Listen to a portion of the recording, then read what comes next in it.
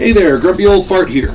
Due to YouTube's changing quote-unquote community standards, I created a channel called Grumpy Old Fart over on Rumble, a free speech alternative to YouTube. You can see all of my stuff over there, including my political and social commentary, as well as my current events videos. The links to my YouTube and Rumble channels, as well as links to let you order my books, are in the description of this video. If you enjoy my content, please like, share, subscribe, and comment. I welcome your comments, even if you disagree with me. Now, on with the video. Hey there, Grumpy Old Fart here. I'm doing a Recon the role-playing game advice video on enemy encounters. Recon, in case you don't know, is a role-playing game set in the Vietnam War, and in the mercenary world immediately following that conflict. The characters generated in this game are very basic, and they are basic for a reason. It is designed to reflect the nature of war. People die. That's war. The characters are, for a lack of a better term, disposable.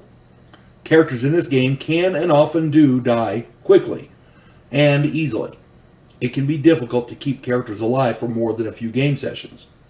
Towards that end, I figured I would do some videos on advice for players who do not enjoy making up new characters every game session.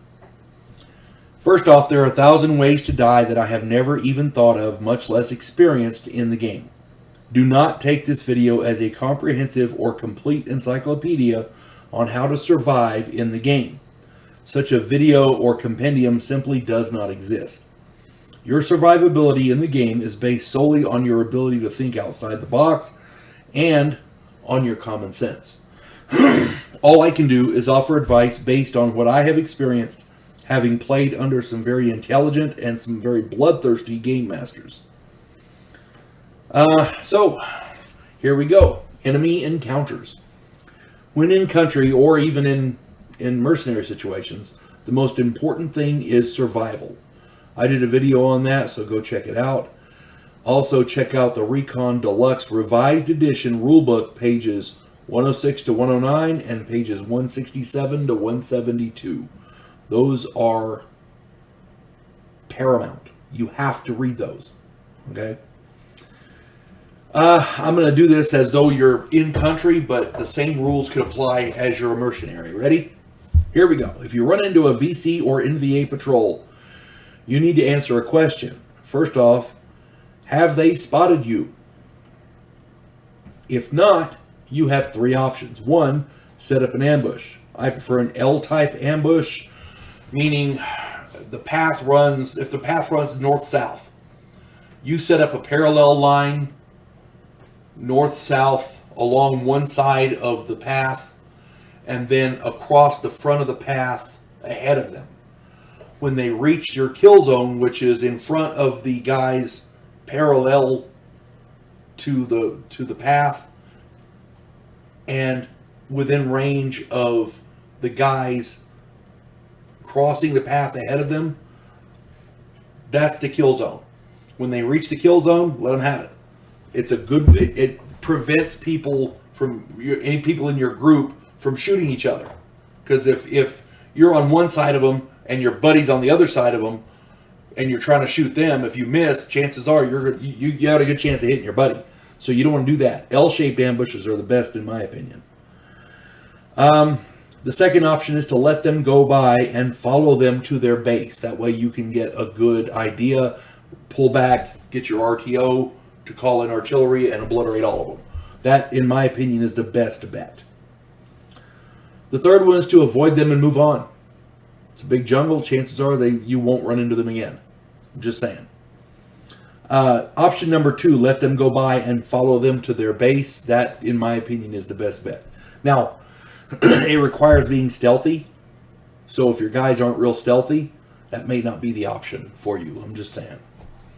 In that case, the ambush I think would be the best bet, and that L-shaped ambush, meaning across the path and down one side, so that when they reach that little boxed-in kill zone, you can let them have it.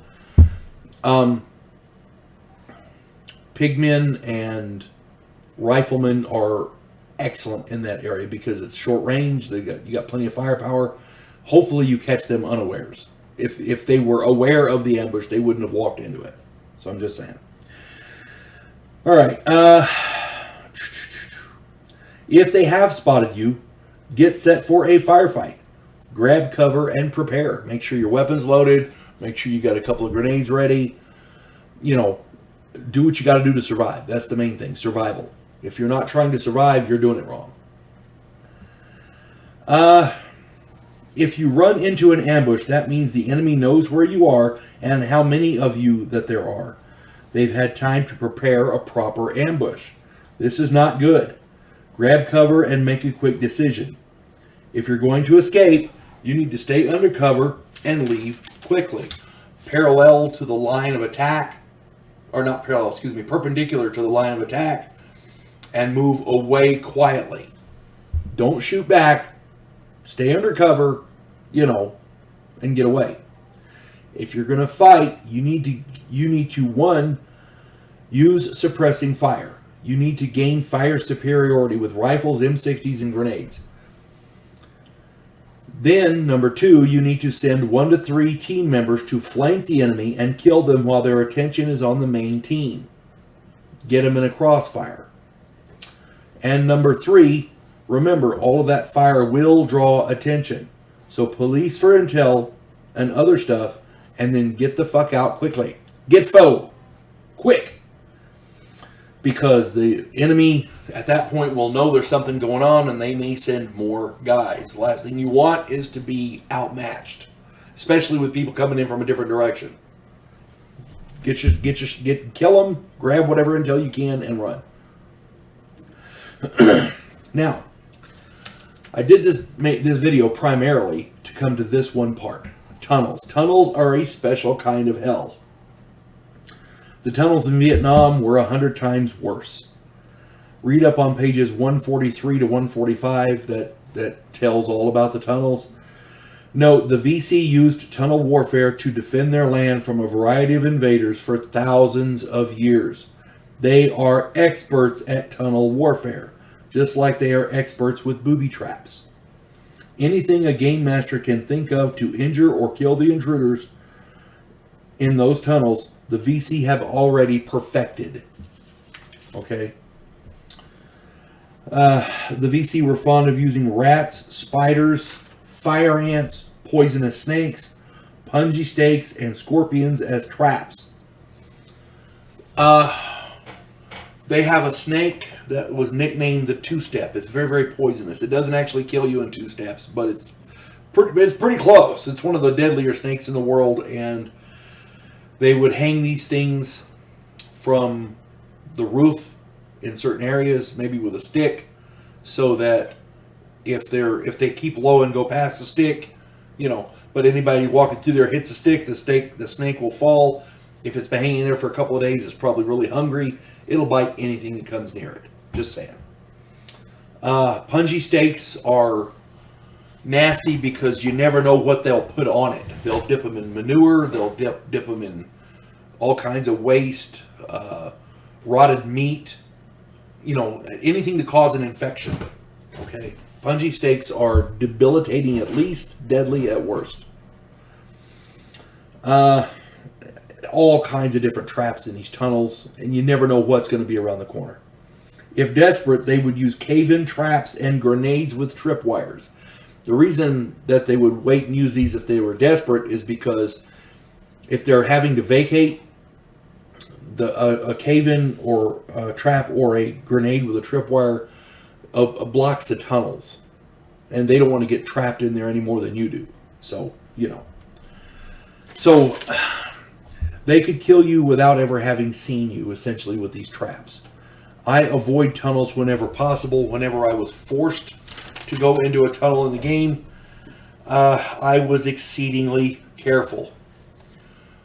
If you go into a tunnel, you're usually armed with a pistol or a small weapon, sidearm, that kind of thing, a knife, and a flashlight. The flashlight you don't want to use unless you have to, because it tells the enemy right where you are. But without the flashlight, you can't really see, and tripwires become a problem. You see, it's a damned if you do and damned if you don't kind of thing. I avoid them whenever possible. Whenever I was forced to go into these tunnels, you got to be exceedingly careful. If you run into more than 1 or 2 booby traps, it might be worth it to back out and tell them, look, there's all kinds of shit down there.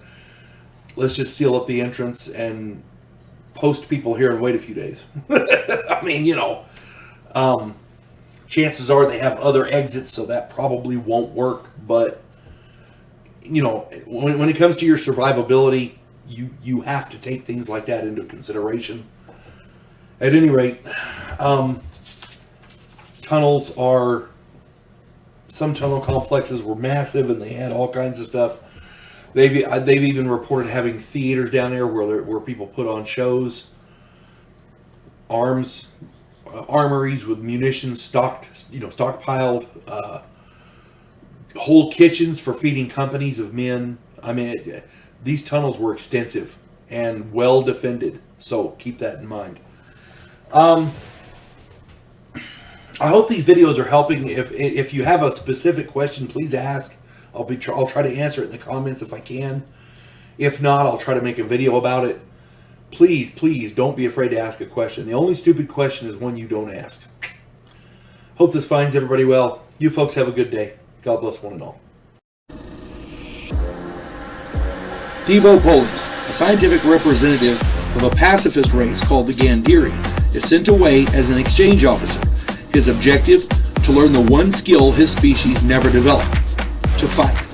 And he's sent to learn that skill from the one species who does it better than any other in the galaxy, humans. If you like science fiction with an upbeat military tone, check out my novel, Vanguard 1.